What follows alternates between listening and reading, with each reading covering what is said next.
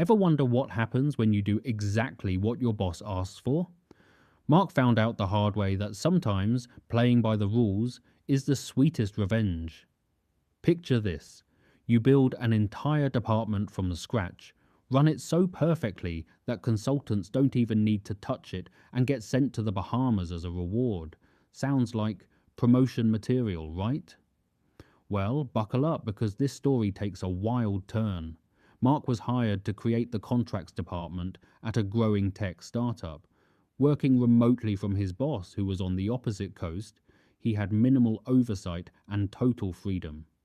And he absolutely crushed it. A year in, when the company brought in expensive consultants to reorganize every single department, there was one exception: contracts. Why? Because it was running flawlessly. The company was so impressed they sent Mark on an all-expenses-paid tropical vacation. Fresh off that beach trip, feeling valued and accomplished, Mark made a reasonable request: a promotion to director. After all, he was already doing director-level work. That's when things got interesting. His boss's response: "You're just not there yet." Fair enough, right? So Mark asked for specifics. What exactly do I need to do to earn this promotion? The boss sent over a list, and here's the kicker. It was literally everything Mark was already doing. But then came the slip-up that changed everything. The boss basically admitted that promoting Mark would mean he could no longer take credit for Mark's accomplishments. Ouch! Friends advised two options: quit or deal with it. But Mark chose option 3, weaponized obedience. Mark went back to his boss with the most sincere apology you've ever heard. "I'm so sorry for overstepping. You're absolutely right.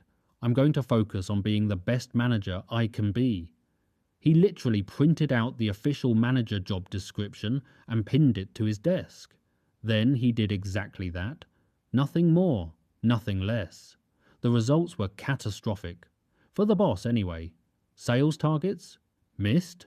The boss approved contract terms that would obliterate the product team's budget.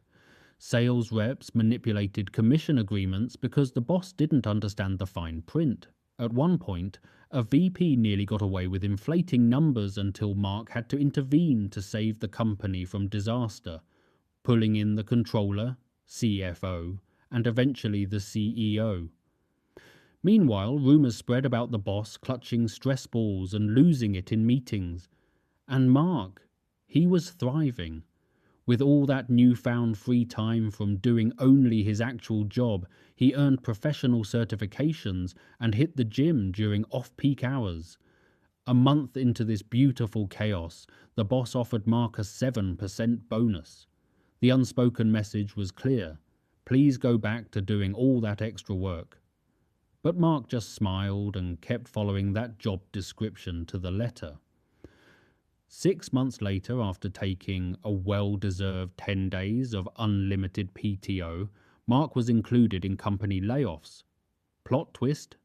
He took 3 months off to decompress, then landed a new position with a 35% salary increase. Sure, Mark missed the company and the people. It stings watching someone else take credit for what you built.